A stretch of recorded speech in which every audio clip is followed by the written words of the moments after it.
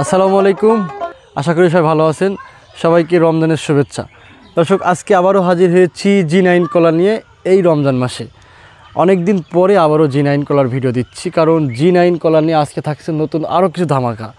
তো আপনারা বর্তমানে দেখতে পাচ্ছেন আমি একটি কলার কাদির সামনে দাঁড়াই আছি। এটা হচ্ছে জি9 কলা। জি9 কলা সম্পর্কে আমার এই চ্যানেলের আগে অনেক ভিডিও আপনারা দেখেছেন। আজকে আরও একটি ভিডিওতে আপনাদেরকে স্বাগতম। বর্তমানে রোজার মাসে এমনিতেই তুলনামূলক কলার বাজার কিন্তু অনেক চড়াও থাকে। অন্যান্য কলাই কিন্তু বর্তমান বাজারে ব্যাপক দামে বিক্রি হচ্ছে। এবং যে জি9 কলার কথাটা বলতেছি, জি9 কলা সম্পর্কে অনেকেই কম বেশি জানেন যে জি9 কলার যে কাদিগুলো বলি, কাদিগুলো আসলে আকারে অনেক বড় বড় হয়।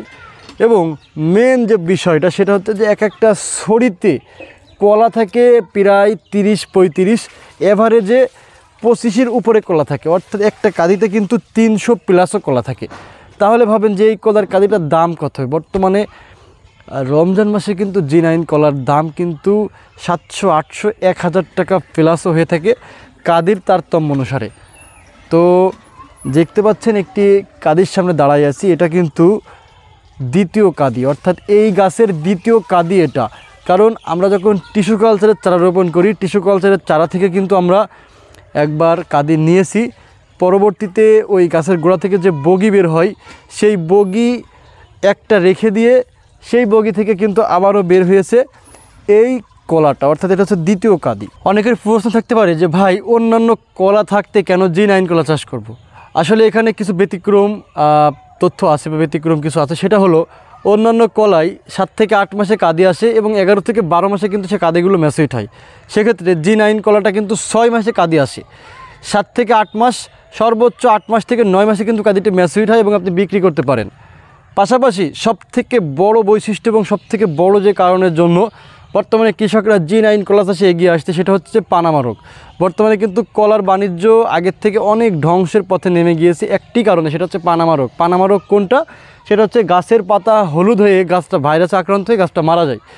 জি9 টিস্যু কালচারের চারা হওয়ায়, জি9 টিস্যু কালচারের চারা যদি কেউ রোপণ করে, তাহলে কখনোই সেটা পানামা রোগ হওয়ার সম্ভাবনা থাকবে না এবং কখনোই সেটা ভাইরাস লাগবে না।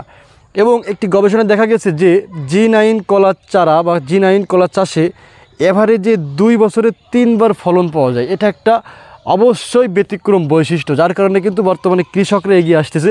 এবং অ্যাজ এ কৃষক হিসেবে বলতে পারি যে আমি নিজেও জি9 কলা চাষ করে আলহামদুলিল্লাহ খুবই ভালো ফলাফল পাচ্ছি এবং পেয়েছি।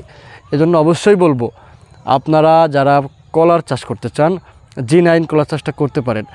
এবং আরও একটি কথা বলে থাকি, যারা গাছ পাকা ম্যাচুরিড জি9 কলা খেয়েছেন তারা আসলে বুঝতে পারবেন এবং ভিডিওটি দেখলে কমেন্টে বলতে পারবেন যে জি9 কলার স্বাদ কেমন। এটা অনেক স্বাদ এবং এটার যে কলার মাংস বলি, সে মাংস কিন্তু অনেক বেশি থাকে। যার কারণে কিন্তু জি9 কলা যদি কোনো দর্শক খেয়ে থাকে, অবশ্যই কিন্তু পরবর্তীতে আরও একটি জি9 কলা সে খেতে চাবে।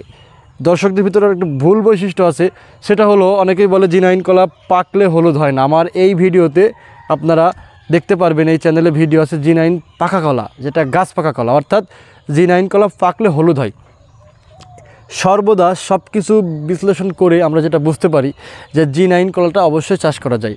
এবং আপনারা যারা ছাদ বাগান করেন, ছাদেও কিন্তু আপনারা জিও ব্যাগের ভিতরে কিন্তু এই জি9 কলাটা চাষ করতে পারবেন। যাদের বাড়ির আঙ্গিনায় পরিত্যক্ত জায়গা পড়ে থাকে তারাও কিন্তু জি9 কলাটা চাষ করতে পারবেন খুব সুন্দরভাবে। কিন্তু অনায়াসে এটা কিন্তু ছায়া জায়গায়ও কিন্তু হয়। এবং সর্বশেষ আমি নতুন উদ্যোক্তা এবং যারা কলা চাষ করতে চান তাদের উদ্দেশ্যে একটি কথা বলতে চাই, সেটা হচ্ছে যে আপনি আপনার আবহাওয়ায়, আপনার জায়গায় পরীক্ষামূলকভাবে অল্প কিছুতে হলেও জি9 কলা চাষটা শুরু করেন।